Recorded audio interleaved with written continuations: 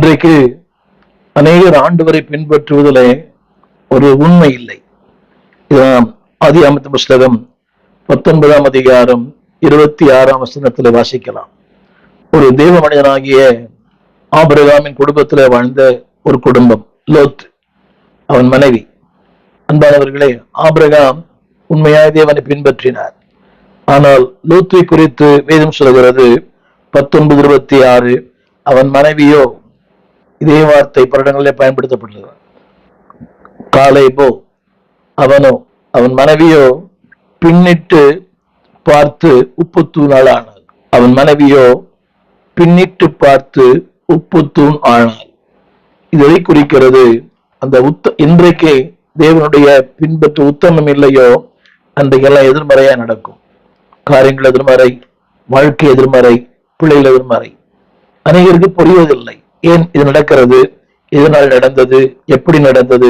எல்லாத்துக்கும் ஒரே ஒரு காரணம், என்றைக்கு உங்கள் பின்பற்றுதல உத்தமம் இல்லையோ அன்றைக்கு எல்லாம் எதிர்மாறாய். குடும்பம், வாழ்க்கை, ஆரோக்கியம், பொருளாதாரம் எல்லாம் எதிர்மாறாய். இதைத்தான் பவுலடியார் கலாத்தியர் புஸ்தகத்துல சொல்லும் போது சொல்லுகிறார். கலாத்தியர் புஸ்தகம் 3ஆம் அதிகாரம் 1 வசனத்திலே சொல்லப்பட்ட வார்த்தை, புத்தி இல்லாத கலாத்தியரே. நம்முடைய கருத்து என்னவென்றால், என்றைக்கு அன்பவளே உங்கள் எண்ணங்கள் தடுமாறுகிறதோ, என்றைக்கு அந்த புத்தி பேதலிக்கிறதோ, அதுதான் இன்றைக்கு உண்மை. நன்றாய் ஓடுகிறார்கள், நன்றாய் ஜெபிக்கிறார்கள், நன்றாய் ஊழியம் செய்கிறார்கள். ஆனா இங்க ஒரு தடுமாற்றம், ஏதோ ஒரு கவர்ச்சி.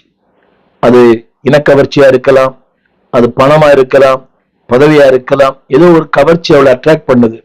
அது வரும்போது புத்தி பேதலிக்கிறது. எனவேதான் ஆவியானவர் சொல்லுகிறார், புத்தி இல்லாத கலாத்தியரே. அவர் செய்த வார்த்தை என்ன? நீங்கள் சத்தியத்திற்கு கீழ்ப்படியாமற் போக. அடுத்த வார்த்தை, உங்களை மயக்கினவன் யார்? இன்னொரு வார்த்தை என்னவென்றால், உங்களை உத்தமத்தை தடுத்தவன் யார்? இன்னைக்கு அநேகரை நீங்கள் பார்த்திருக்கலாம். நல்ல உத்தமம், நல்ல உண்மை, நீதி, நியாயம், சத்தியம். ஆனால் காலங்கள் மாற மாற அந்த வசனம் சொல்லுகிறது, அதாவது ஒரு மயக்கம். ஒருவேளை பண மயக்கமா இருக்கலாம், பதவி மயக்கமா இருக்கலாம், ஜனங்களா இருக்கலாம். இன்றைக்கு திருச்சபை கூட ஆரம்பத்தில் இருந்த அநேகருடைய ஊழியர்கள் சற்று வசதிகள் வரும்போது, ஜனங்கள் பெருகும் போது, பொருளாதாரம் உயரும் போது ஏதோ ஒரு மயக்கம். They never respect anyone. அவள் யாரையும் கனம் பண்ணுவதே இல்லை, யாரையும் அவள் மதிப்பதும் இல்லை, யாருக்கும் கீழ்ப்படியதும் இல்லை என்று ஊழியத்தில் பார்த்திருக்கிறேன். என்னால் வளர்க்கப்பட்டவர்கள், என்னால் வளர்த்து ஆளாக்கப்பட்டவர்கள், சத்தியத்தை அறிந்தவர்கள், ஒரு காலத்துல ரொம்ப கீழ்ப்படிதல், ரொம்ப எளிமை. ஆனா கொஞ்சம் வசதி வந்த உடனே, கொஞ்சம் வாய்ப்புகள் வந்த உடனே, கொஞ்சம் கிருபைகள் வந்த உடனே they never obey. இதைத்தான் வேதம் சொல்கிறது, உங்களை கீழ்ப்படியாமற் போகத்தக்கதாக. என்னை கேட்டுக்கொண்டு அன்புடைய பிள்ளையே, வரங்கள் இருக்கலாம், வல்லம் இருக்கலாம், கிருபை இருக்கலாம், மக்கள் இருக்கலாம், பணம் இருக்கலாம். ஆனாலும் தேவனுக்கு கீழ்ப்படியுங்கள், தேவ ஊழியனுக்கு கீழ்ப்படியுங்கள், உங்களோட வயதுல மூத்தவர்களுக்கு கீழ்ப்படியுங்கள். இன்றைக்கு அந்த வயசுக்கு மதிப்பை தரதில்லை யாருமே. இன்றைக்கு இருக்கிற இளம் ஊழியர்கள் மிகுந்த துக்கத்தோடு சொல்ல விரும்புகிறேன். They don't respect the senior pastors. They don't respect the elder. அவருக்கு என்னன்னா, அவங்க கிட்ட இல்லாத கிருபைகளா அவற்று இருக்குது. அவருக்கு பாட தெரியாது, இவருக்கு பாட தெரியும். அவர் கீபோர்டு வாசிக்க தெரியாது, இவர் கீபோர்டு வாசிக்க தெரியும். இவர் அங்கிருந்து இங்கே குதிப்பார், அங்கிருந்து அங்க குதிப்பார். So you attract the people. ஆனா ஒரு போதகர், ஒரு மூத்த போதகருக்கு தெரியாது. அவர் அப்படியே பேசுவார், அமைதியாய் பேசுவார், ஆழமாய் பேசுவார். அவருடைய வார்த்தையிலே கிருபை இருக்கும், அவருடைய வார்த்தையில அபிஷேகம் இருக்கும். ஆனா இன்றைய இளம் ஊழியர்களை பார்க்கிறேன், சாட்டம் பாட்டம். சமீபத்துல ஒரு ஆலயத்துக்கு போயிருந்தேன். அந்த ஆலயத்துல இருந்த ஒரு நண்பர் சொன்னார், ஐயா இன்றைக்குதான் நான் ஒரு செய்தியை கேட்டேன் அப்படின்னாரு. ஏன்? வரவங்க எல்லாம் சத்தம் போடுறாங்க, ஒரே சத்தம், கூப்பாடு, அந்த கூச்சல், ஒரே குதி, ஆட்டம், ஒண்ணுமே புரியறதில்லை, வார்த்தையும் புரியறதில்லை, அவர் என்ன சொல்றாருன்னு புரியறதில்லை, சத்தம் அதிகமா இருக்குது, ஆனா வசனமே கேட்கல. இது கடந்த வாரத்தில் நடந்த ஒரு சம்பவம். என்னை கேட்டுக்கொண்ட அன்புடைய பிள்ளையே, அந்த வார்த்தை இப்படி சொல்லுகிறது, அவர் உங்கள் கண்களுக்கு முன்பாக பிரத்யட்சமாய் வெளிப்படுத்தப்பட்டாரே. உங்கள் கண்களுக்கு முன்பாக. Don't distract, don't deceive. எனவே உங்களுடைய கீழ்ப்படிதலிலே, உங்களுடைய பின்பற்றுதல ஒரு கீழ்ப்படிதல் இருக்கட்டும், ஒரு உண்மை இருக்கட்டும், உத்தம் இருக்கட்டும். இதைத்தான் பவுலடியான் திரும்ப திரும்ப சொல்லுகிறார். என்னை கேட்டுக்கொண்டிருக்கிற அன்புதே பிள்ளையே, இன்றைக்கு அந்த கீழ்ப்படிதல் உனக்கு இருக்கிறதா?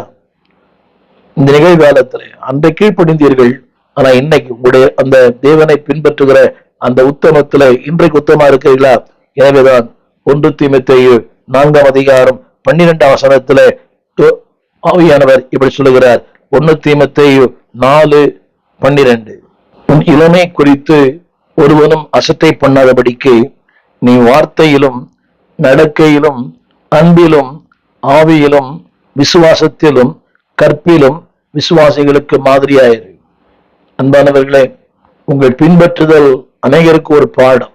அதுல சொல்லப்பட்ட வார்த்தை, நீங்கள் தேவனை பின்பற்றுகிற அந்த பின்பற்றுதலை உலகம் பார்க்கிறது, உலகம் பார்க்கிறது, உறவுகள் பார்க்கிறது, பரலோகம் பார்க்கிறது, திருச்சபையாய் பார்க்கிறார்கள். எனவேதான் சொல்லப்பட்ட வார்த்தை, உன் நடக்கை, உன்னுடைய அன்பு, உன் ஆவி, உன் விசுவாசம், உன்னுடைய கற்பு எல்லாவற்றிலேயும் நீ மாதிரியாயிரு. இன்றைக்கு தேவனை பின்பற்றுவதில் ஒரு மாதிரி அல்ல, ஒரு முன்மாதிரி. எனவேதான் திருமறை சொல்கிறது, காலேப் என்னை உண்மையாய் பின்பற்றினான். மாத்திரமல்ல, அதே தீமோத்தேயுவின் புஸ்தகத்துல சொல்லப்பட்டிருக்கிறது. நான் 2 காலம் சொல்லுகிறேன். இன்றைக்கு இள வயதில் பின்பற்றுகிறார்கள், ஆனால் முதிர் வயதில் விட்டு விடுகிறார்கள். அதைத்தான் 1 தீமோத்தேயு 4:12 சொல்லப்பட்டிருக்கிறது. உன் இளமையில பின்பற்றுகிறார்கள். ஆரம்பத்தில் சொன்னது போல ஒரு எளிமை, ஒரு தாழ்மை, ஒரு கீழ்ப்படிதல், கொஞ்ச வரம், கொஞ்ச கிருபை, கொஞ்சம் ஜனங்கள், கொஞ்சம் வசதி. அன்றைக்கு வாகனங்கள் இல்லை, இன்றைக்கு வாகனங்கள் இருக்கிறது. அன்றைக்கு ஐபோன் இல்லை, இன்னைக்கு ஐபோன் இருக்குது. அன்றைக்கு ஐபேட் இல்லை, இன்னைக்கு ஐபேட் வச்சிருக்கிறாரு. சோ இதெல்லாம் நல்லது. ஆனால் இவை எதுவுமே அந்த தேவனை பின்பற்றுகிற அந்த உத்தமத்திலிருந்து உங்களை விலக்கி விடாதபடி பாதுகாத்துக் கொள்ளுங்கள். அநேக ஊழியர்களை பார்க்கிறேன், they are very excellent. அன்றைக்கும் பார்த்தேன், இன்றைக்கும் பார்க்கிறேன். எளிமையும் தாழ்மையும் உண்மையா இருக்கிற சில ஊழியர்கள் இருக்கிறார்கள். அவளுக்காக தேவனுக்கு நன்றி. ஆனால் ஒரு சிலர் வாழ்க்கையை மாறிவிட்டது. இளம் ஊழியர்கள், அவருடைய தோற்றம், அவருடைய அந்த costume, the way they dress, இதெல்லாம் அடுத்தவர்களை அற்பமா என்ன தோன்றுகிறது. வேண்டாம். இளமையிலும் முன்மாறியாருங்கள், முதுமையிலும் முன்மாறியாருங்கள். அதுல சொல்லப்பட்ட அந்த வார்த்தை என்னவென்றால் முதுமையிலும். 1 தீமோத்தேயு 2:1 அதுல சொல்லப்பட்டிருக்கிறது, முதிர் வயதிலும். 2:2 கூட முதிர் வயதுள்ள புருஷர்கள் ஜாக்கிரதை உள்ளவர்களாய். அந்த வார்த்தை கவனிக்க வேண்டும். முதிர் வயதுள்ள புருஷர்கள் ஜாக்கிரதையாய். இந்த வார்த்தையாவை என பயன்படுத்துகிறார். முதிர் வயது வரும்போது அந்த ஜாக்கிரதை போயிடுது. ஐ நோ எவ்ரிதிங், எனக்கு எல்லாம் தெரியும், எனக்கு வேதம் தெரியும். ஒண்ணு வேணாம். ஒரு 10 ஆண்டுகள் சபைக்கு போனா அவருக்கு எல்லாம் தெரிஞ்ச மாதிரி நடிக்கிறார். அன்பானவர்களே, இத்தனை ஆண்டுகள் ஆண்டவர் நடக்கிறோம். இன்னும் அறிய வேண்டிய காரியங்கள் ஏராளம், இன்னும் கற்றுக்கொள்ள வேண்டிய காரியங்கள் ஏராளம், இன்னும் போக வேண்டிய பிரயாணங்கள் ஏராளம். அன்பானவர்களே, ஒவ்வொரு நாளும் புதிய புதிய சத்தியத்தை தேவன் கற்றுக் கொடுக்கிறார். இந்த காலையிலே சார்ல்ஸ் ஸ்பர்ஜனுடைய அவருடைய தின தியானத்தை வாசித்தேன். பலமுறை படித்த வசனங்கள் தான், ஆனால் ஆழமான கருத்துக்கள், ஆழமான சத்தியங்கள் இதயத்தில் ஈட்டி பாய்ச்சினது போல. சார்ல்ஸ் ஸ்பர்ஜனுடைய டெய்லி டிவோஷன் முடிந்தால் வாசித்து பாருங்கள். ஒரு புதிய கண்ணோட்டம், ஒரு புதிய உத்வேகம், ஒரு புதிய வெளிச்சம். நான் சொல்ல வந்த கருத்து என்னவென்றால், முதிர் வயதுள்ள புருஷர்களுக்கும் ஜாக்கிரதையாய். அப்படின்னா அந்த முதிர் வயதுல ஜாக்கிரதை போயிடுது. உணவுகிறாங்கன்னா, நான் இனி விழமாட்டேன். அன்பானுள்ளே, இந்த வேதத்துல விழுந்து போன அத்தனை பேரும் 50 வயதுக்கு மேற்பட்டவர்கள். வீழ்ச்சிக்கும் வயதுக்கும் சம்பந்தமே இல்லை. Be aware of it. ஆனா இப்படி சொல்றாங்க, இப்போதும் போல எப்போதும் உதறி போட்டு போவேன். இல்லை. அன்பானுள்ளே, மிகுந்த அந்த வசனத்தை திரும்ப சொல்லுகிறேன். முதிர் வயதுள்ள புருஷர்கள் ஜாக்கிரதை உள்ளவர்களும். ஏன் அந்த வார்த்தை சொல்லுகிறார்? அடுத்து சொல்லுகிறார், நல்லொழுக்கம் உள்ளவர்களும். முதிர் வயதில் நல்லொழுக்கம் மாறிடுமா? வாய்ப்புகள் உண்டு. அது மட்டுமல்ல, தெளிந்த புத்தி, அடுத்து விசுவாசம், அன்பு, பொறுமை, ஆரோக்கியமுள்ளவர்களாய் இருக்கும்படி புத்தி சொல்லு. இந்த வார்த்தை நீங்கள் பலமுறை படித்திருக்கலாம். நல்ல கவனிங்க. அந்த 1 தீமோத்தேயு 2:2 முதிர் வயதுள்ள புருஷர்கள், என்னை கேட்டுக்கொண்டு அன்பது பிள்ளைகளே, நீண்ட கால அனுபவங்கள் இருக்கலாம், அதிகமா வேதம் படித்திருக்கலாம், பலமுறை வேதம் தியானித்திருக்கலாம், நீங்க ஊழியராக கூட இருக்கலாம், you may be very elderly person, doesn't matter. ஆனால் வேதம் சொல்கிறது ஜாக்கிரதையாய், அடுத்து நல் ஒழுக்கம் உள்ளவர்களாய். இன்றைய செய்தியில் வருகிற எல்லாருமே இந்த பாலியல் குற்றச்சாட்டு எல்லாமே வயது முதிர்ந்த பெரியவர்கள் தான். நல்லொழுக்கம் உள்ளவர்கள், அடுத்து தெளிந்த புத்தி. அப்படின்னா முதிர் வயதுல கொஞ்சம் புத்தி மாறும் சொல்றாங்கல்ல. அதனாலதான் இங்க வயசானவங்க எல்லாம் சொல்றாங்க, அவர் புத்தி மாறிடுச்சு, பேசிட்டே இருப்பாரு, ஏதாவது பண்ணிட்டே இருப்பாரு, சாப்பிட்டா சாப்பிடலன்னு சொல்லுவாரு, வாங்கினா வாங்கலன்னு சொல்லுவாரு, எல்லாம் பண்ணியிருப்பாரு, ஆனா யாரும் பண்ணல. அது அந்த முதிர் வயதினுடைய கோளாறு. வேதம் சொல்லுகிறது அந்த முதிர் வயதிலும் தெளிந்த புத்தியாய். அது மட்டுமல்ல, விசுவாசத்திலும் அன்பிலும் பொறுமை. மிக கஷ்டம், வயசாகும்போது பொறுமை போயிடுது. அது உங்களுக்கே புரியும் நினைக்கிறேன். வயது ஆக முதிர்ச்சி, அதாவது முதுமை வர வர பொறுமை குறைகிறது. அன்றைக்கு பொறுமையா இருந்தோம், இன்றைக்கு பல காரணம். அதனுடைய விளைவுதான் இன்றைக்கு அடுத்த வார்த்தை நாவே அழகாக பாருங்களேன். அந்த பொறுமை குறையும் போது ஆரோக்கியம் குறையும். பொறுமை குறையும் போது ஆரோக்கியம் குறையுது, பொறுமை அதிகமாகும் போது ஆரோக்கியம் அதிகமாகும். என்னை கேட்டுக்கொண்டிருக்க பிள்ளையே, இது எனக்கும் பொருந்தும், உங்களுக்கும் பொருந்தும். lose your temper, you lose your health. ஆனா அந்த பொறுமையை காக்கும்படி வேதம் சொல்லுகிறது ஆரோக்கியம்.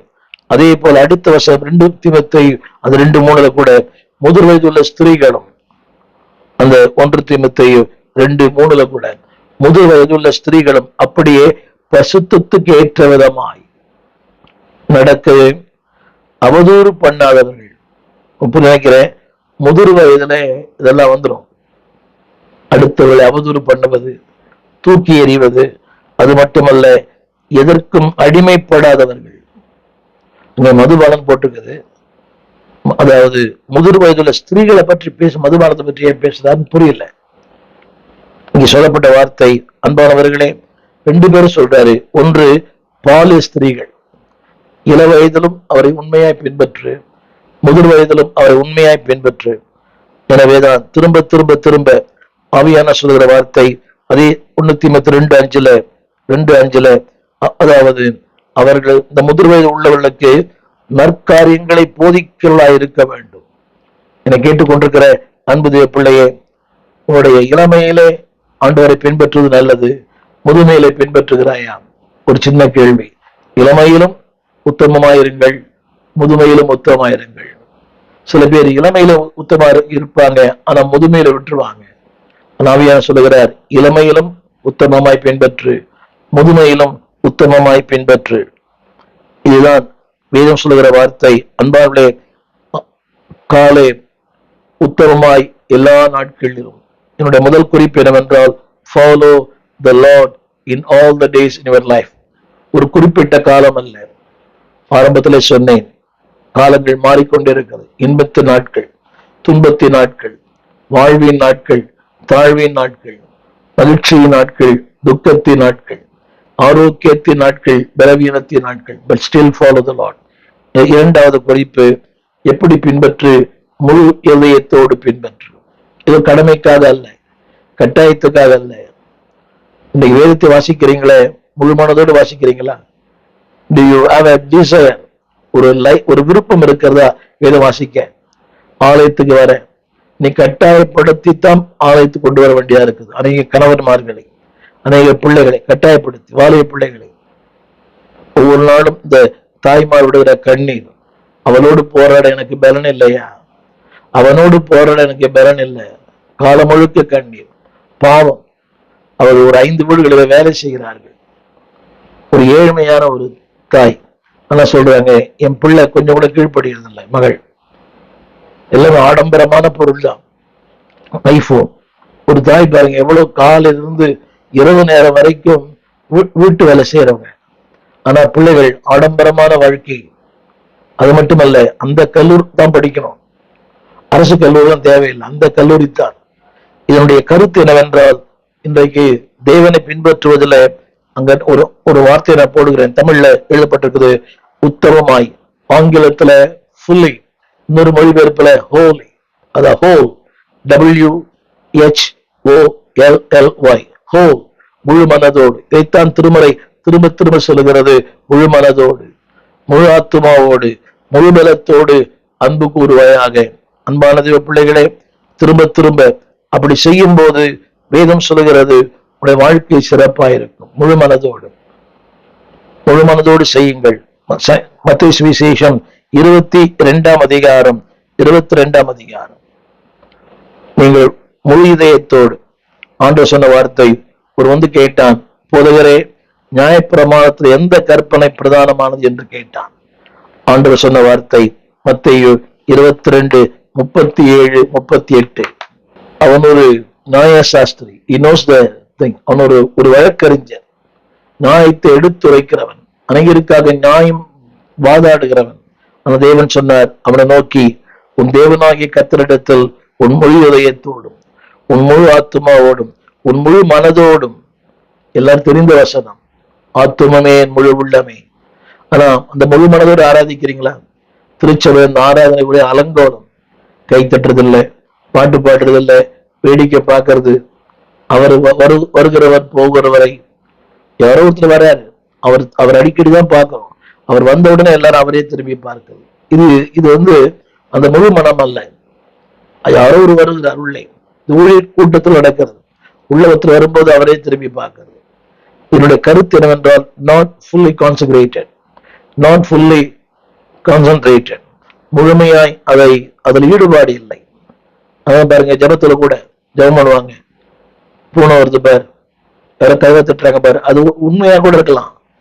அப்புறம் பூனை வருது பார், அது எங்கே விழுது பார், உள்ள பால் கொதிக்குது பார். இதுல என்ன தெரியுது என்றால், இந்த ஜபத்துல அந்த முழு மனம் இல்லை, அந்த ஈடுபாடு இல்லை. பூனை வந்தா என்ன, போனா என்ன, அதை விட ஜபம் மேலானது இல்லையா? தெய்வ பிரசன்ன மேலானது இல்லையா? மொபைல் அடிச்சா மொபைல் எடுக்கிறது, மொபைல்லே சொல்றது இப்ப நான் ஜோம் பண்ணிட்டு இருக்கிறேன், தேவையா இது? அதாவது என்றைக்கு அந்த முழு மனம் இல்லையோ, முழு ஆத்துமாவோடு ஈடுபாடு இல்லையோ, எதை செய்தால், ஒரு செய்தி கேட்கிறீங்க முழு மனதோடு, ஒரு வேதம் வாசிக்கிறீங்க முழு மனதோடு, ஒரு காணிக்கை தரீங்க முழு மனதோடு. Don't give it just for sake. ஏதோ கடமைக்காக ஆலயம் போவது. இன்னைக்கு அப்படித்தானே? ஆலயம் முடியும் போது தாய் திட்டுவாள், தகப்பன் திட்டுவான், போதகர் திட்டுவார், ஏதோ ஒரு கடமைக்காக. என் ஆத்துமாவை சொல்லும் போது உள்ள வர்றது வேண்டாம். எனக்கு உன்னோட உத்தமத்துல முதல்ல சொன்ன ஆல் த டேஸ். இரண்டாவது என்னுடைய குறிப்பு என்னவென்றால், வித் யுவர் ஹோல் ஹார்ட். அன்பானவர்களே, இது அனைவருடைய வாழ்க்கையில இல்லை. சில நேரங்களில அந்த இதயத்தை கரைய பண்ணுகிற பல சம்பவங்கள் இதயத்துல நிறைய பார்க்கலாம். சாலமோன், திருமறை சொல்லுகிறது, உணர்வாக்கள் 11:4, வயது சென்றவனான போது, இளம் வயதிலே கர்த்தரை உத்தமமாய் பின்பற்றினான். வயது சென்ற போது அவனுடைய மனைவிகள் அவன் இருதயத்தை அந்நிய தேவர்களை பின்பற்றும்படி, இந்த வார்த்தையை கவனிக்க வேண்டும், அவருடைய மனைவிகள், நிறைய பேருடைய வாழ்க்கை அப்படித்தான். நல்ல மனைவிகளுக்காக நன்றி, நல்ல கணவர்களுக்காக நன்றி. ஆனா ஒரு சில மனைவிகள், அவனுடைய மனைவிகள் அவன் இதயத்தை அந்நிய தேவர்களை பின்பற்றும்படி சாய பண்ணினார்கள். நீங்க அந்நிய தேவனை பின்பற்றுவதில்லை, ஏகப்பட்ட கடன், அதை வாங்கணும், இதை வாங்கணும், வரவுக்கு மிஞ்சின செலவு. உங்களுக்கு இந்த அதுவும் பண்டிகை நாட்களில அதிகப்படியான பேராசை. வீதம் சொல்லுகிறது, அந்நிய தேவர்களை பின்பற்றும்படி சாய பண்ணினார்கள். நீ எவ்வளவு ஸ்திரமா இருந்தாலும் உங்களை சாச்சிடுவாங்க. Be careful. வசனம் சொல்லுகிறது, சாலமோன் வயது சென்ற போது, என்னை கேட்டுக்கொண்டு அன்பு பிள்ளைய, பி ஃபர்ம். ஒருவேளை அந்த இயலாமை இல்ல, உன் உத்தமத்தையும் உன் உறுதியும் தேவன் பார்க்கிறார், பலன் தருவார். உன்னுடைய அனுமதி இல்லாமல் எதுவும் வாழ்க்கையில் நடக்காது. உன் வாழ்க்கை உன் கையில். வசனம் சொல்கிறது, அவருடைய மனைவிகள் அவன் இருதயத்தை அந்நிய தேவர்களை பின்பற்றும்படியாய் சாய பண்ணினார்கள். அதனால் அவனுடைய இருதயம் அவன் தகப்பனாகிய தாவீதின் இருதயத்தை போல தன் தேவனாகிய கர்த்தரோடு உத்தமமாய் இருக்கவில்லை. இந்த வார்த்தை சொல்லுகிறேன், உத்தமமாய். தாவீதை குறித்து சொல்லலாம், பச்சைபால் விஷயத்தை தவிர வாஸ் எக்ஸலண்ட். இதனுடைய இதயத்துக்கு ஏற்ற ஒரு மனிதன். ஆண்டவரே சொல்றாரு, அது அவன் தகப்பனாகிய தாவீதின் இருதயத்தை போல தன் தேவனாகிய கர்த்தரோடு உத்தமமாய் இருக்கவில்லை. Whole heart. என்னை கேட்டுக்கொண்டிருக்க அன்புதே பிள்ளையே, ஒருவனுடைய உள்ள இதயம் 9 அடா, அது ஒளிந்து கிடப்பது 80 அடா. 1000 nobody can know that. உங்கள் போதகர் அறிய முடியாது, உங்கள் மனைவி அறிய முடியாது, உங்கள் கணவர் அறிய முடியாது, ஆனால் படைத்தவர் அறிவார். அவர் சொல்லுகிறார் அந்த வசனம், தாவீதின் இருதயத்தை போல அவன் கர்த்தரோடு உத்தமமாய் இருக்கவில்லை. எல்லாம் இருந்தது, திரண்ட ஆஸ்தி, செல்வாக்கு, எல்லாம் ஞானம், ஆனா எதுவுமே பயன்படல. திருமலை சொல்லுகிறது, தன் தேவனாகிய கர்த்தரோடு உத்தமமாய் இருக்கவில்லை. என்னை கேட்டுக்கொண்டு அன்புதே பிள்ளையே, நீங்க சொல்லிக்கலாம், நானும் சொல்லலாம், நான் ஐ எம் ரைச்சஸ் மேன், நான் உத்தமன், நான் நீதிமான், நான் சன்மார்க்கன். அடுத்தவர் கம்பேர் பண்ணும்போது ஐ எம் பெஸ்ட், ஆனா ஆண்டரோடு கம்பேர் பண்ணும்போது ஐ எம் worst. புரியுது? நீங்க அடுத்தவரோடு உங்களை கம்பேர் பண்ணாதீங்க, கர்த்தரோடு உங்களை கம்பேர் பண்ணுங்க. அப்படி பண்ணும்போது உங்களுடைய வாழ்க்கை சிறப்பா இருக்கும். எனவேதான் யாக்கோபு 4:4 சொல்லுகிறது. ஏன்னா மொழி இருதயம் வரல, mostly associated with the world. இன்னைக்கு பாருங்களேன், அதிகப்படியான உலக பிரகாரமான நெருக்கங்கள், எப்ப பார்த்தாலும் ஃப்ரெண்டு தான், திரும்ப அவங்களோட தான் பழக்கம். அதாவது அது தவிர்க்க வேணும் என்று சொல்லவில்லை, அது இயலாது. நாம் பணியாற்றுகிற, நாம் குடியிருக்கிற, நாம் பயணிக்கிற எல்லாமே வித்தியாசமானவர்கள். ஆனால் டோன்ட் அசோசியேட் வித் தம். அவங்கள பாருங்க, பேசுங்க, அவளோடு நட்பாயிருங்க, விரோதம் வேண்டாம், ஆனால் அவளோடு நெருக்க வேண்டாம், அவளோடு உறவு வேண்டாம். ஏத்தான் யாக்கோபு 4:4 சொல்லுகிறது, விபச்சாரரே, விபச்சாரிகளே, அதாவது நீ விபச்சாரம் பண்ணணும் இல்லை, அது சொல்லப்பட்ட வார்த்தை. அதாவது அதிகப்படியான உலக சிநேகிதம். என்னை கேட்டுக்கொண்டு அன்பு பெற்றோர்களை, உங்க பிள்ளைகளை சொல்லுங்க, உங்க பிள்ளைகளை சொல்லுங்க, அதிகப்படியான உலக சிநேகிதம். நல்ல பையன் தான், நல்ல பையன். என்னுடைய 17 வயசு வரைக்கும் நான் இயேசுவை குடும்பத்துல பிறந்தேன். எனக்கு எந்த கெட்ட பழக்கம் இல்லை. அடுத்து சொல்லி கேட்டிருக்கிறேன், இந்த வகுப்பா சொல்லி கேட்டிருக்கிறேன், என்னுடைய தெருவுக்கு சொல்லி கேட்டிருக்கிறேன், இந்த பையனோடு பழகுங்க. இவனை மாறு. அந்த நான் குடியிருந்த வீடுல 13 கொடுத்து இருந்துச்சு. அந்த கொடுத்தவர் சொல்லுவாங்க, இந்த பையனை மாதிரி இருக்கணும்னு. ஆனால் எனக்கு தெரியும் நான் எவ்வளவு மோசமானவன் என்று. என்னை கேட்டுக்கொண்டு பிள்ளையே, அதிகப்படியான உலக சிநேகிதம். என்றைக்கு ஆண்டவரை அறிந்து கொண்டேனோ, அவரை பின்பற்ற ஆரம்பித்தேனோ, உலக நண்பர்களே இல்லை. அதை நான் தவிர்க்கவில்லை, அவர்களை தவிர்த்து விட்டு போய்விட்டார்கள். அவங்களுக்கு பிடிக்கல என்னுடைய வாழ்க்கை, என்னுடைய காரியம், அற்புதம், தேவனோடு இருக்கிற அந்த ஈடுபாடு, தேவனோடு இருக்கிற உறவு. they don't like. அவங்களே போயிட்டாங்க. ஒரே ஒரு நண்பர் மட்டும் என்னோட கூட இன்றைக்கும் பயணிக்கிறார். அவர் தான் என்னோட பள்ளி பருவத்தில் என்னோட படித்தவர், எனக்கு இந்த ஆண்டவரை அறிமுகப்படுத்தினவர். நான் சொல்ல வந்த கருத்து என்னவென்றால், உலகத்துக்கு சிநேகிதனா இருக்க விரும்புகிறவன் தேவனுக்கு பகஞ்சனா இருப்பான். என்னைக்கு அது அதிகப்படியான உறவுகள் பழகுங்க. வேற உலகத்துதான் வாழணும். நம்மள சன்னியாசி இல்லை, சாமியார்களும் அல்ல. ஒவ்வொரு நாளும் நம்ம சுற்றி இருக்கிற மக்கள் எல்லாம் நம்மோடு பயணிக்கிறவர்கள். நம்முடைய தெருவுல, நம்முடைய குடியிருப்புல, நம்மை சுற்றி ஒவ்வொரு நாளும் அவங்கதான் இருக்கிறாங்க. பட் ஸ்டில் அவளோடு பழகும் போது ஒரு எல்லை இருக்கணும். அவர்கள் உங்களை ஆக்கிரமிக்க கூடாது, நீங்கள் அவர்களை ஆக்கிரமிக்க வேண்டும். அவர்கள் உங்களை ஆளுகை செய்யக்கூடாது, நீங்கள் அவர்களை ஆளுகை செய்ய வேண்டும். அந்த அளவுக்கு உங்களுக்கு தேவ கிருபை உங்களை தாங்கணும்.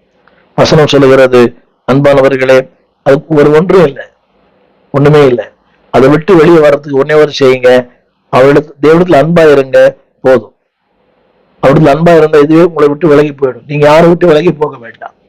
உறவுகள்ல கூட நீ யாரை விட்டு விலகி வர வேண்டாம், அவங்களே விலகி போயிடுவாங்க. இப்ப நிலவுதலோ ஆண்டு அதிகமா அன்பு கூற அவங்களே உங்களை விட்டு விலகி போயிடுவாங்க.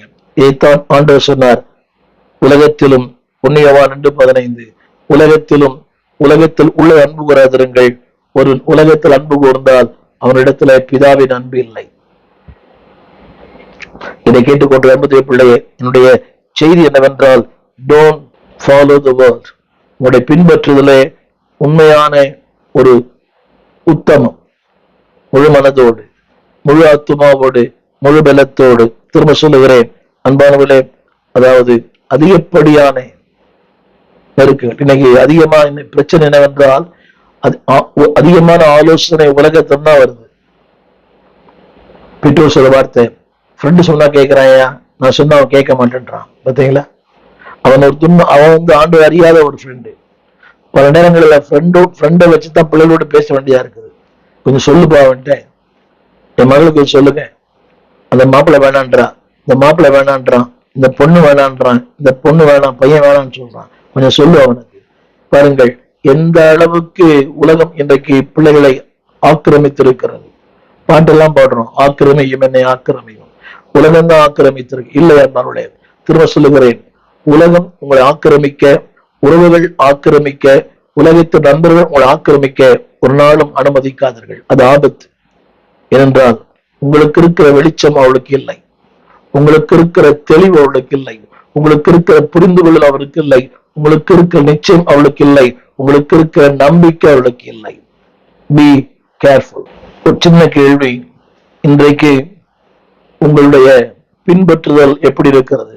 முழு மனதோட, அரைகுறையோட? யோவான் சுவிசேஷம் 14ஆம் அதிகாரம் 15ஆம் வசனம். ஏற்கனவே அந்த வசனத்தை சொல்லியிருக்கிறேன். என்னிடத்தில் அன்பாய் இருந்தால், அதாவது வார்த்தையின் மேலே, ஆலயத்தின் மேலே, ஊழியத்தின் மேலே, ஊழியக்காரன் மேலே அன்பாய் இருந்தால், you will follow the Lord fully. நீங்கள் தேவனை உண்மையாய் பின்பற்றுவீர்கள். என்னை கேட்டுக்கொண்டிருக்கிற அன்பானதே பிள்ளையே, ஹவ் யுவர் ஹார்ட்? உங்களுடைய இருதயம் இன்றைக்கு எப்படி இருக்கிறது? இருமனம் உள்ளவர்களாக அல்ல, ஒரே மனம். திரும்ப திரும்ப ஆண்டு சொன்ன வார்த்தை முழு மனதோடு, முழு ஆத்துமாவோடு, முழு உள்ளத்தோடு. அதாவது இருதயம் வேற, ஆத்துமா வேற. ஆத்துமா என்பது அறிவு, சித்தம், உணர்ச்சி. உங்கள் உணர்ச்சிகள் தேவனுக்கு இணையா இருக்கட்டும், உங்களுடைய ஆசைகள் தேவனுக்கு இணையா இருக்கட்டும். வேதம் சொல்கிறது. எனவேதான் அடிக்கடி சொல்லப்பட்ட வார்த்தை 1 யோவான் 2:16, இந்த உலகத்தில் இருக்கிற எல்லாமே டிஸ்ட்ராக்ட் பண்ணும். அதுல சொல்லப்பட்ட வார்த்தை மாமிசம், கண்கள், பெருமை, இதெல்லாம் பிதாவினால் உண்டானவைகள் அல்ல, இவையெல்லாம் உலகத்தால் உண்டானவைகள். உங்கள் பின்பற்றுதலை தடை செய்வது நம்பர் 1 மாம்சத்தின் இச்சை. பார்த்தால் என்ன, பேசினால் என்ன, பழகினால் என்ன, தொட்டால் என்ன, எடுத்தால் என்ன, மாம்சத்தின் இச்சை. அடுத்த வார்த்தை கண்கள், சொல்லவே தேவையில்லை.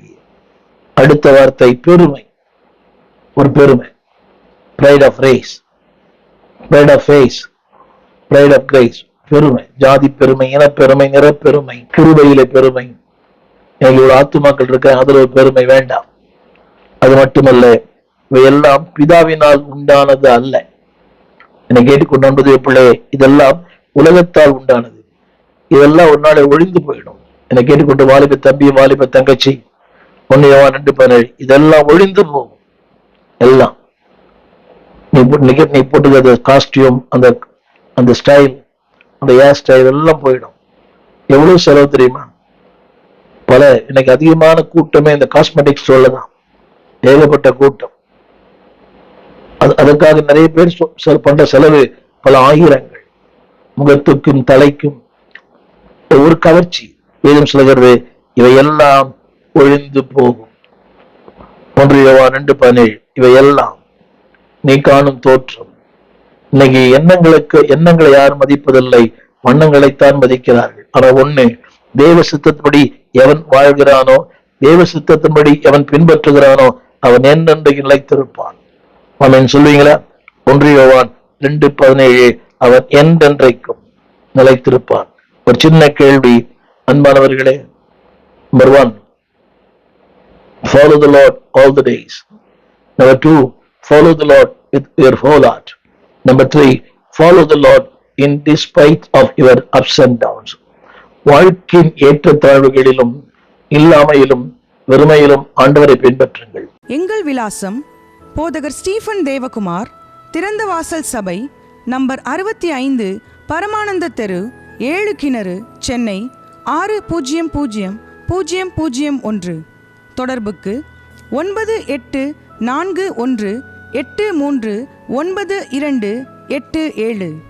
மேலும் 0444318330. எங்கள் மின்னஞ்சல் stephenopendor@gmail.com. எங்கள் தேவ செய்திகளை யூடியூப் சேனலில் பார்த்து பயனடையுங்கள். தேவன் உங்களை ஆசிர்வதிப்பாராக.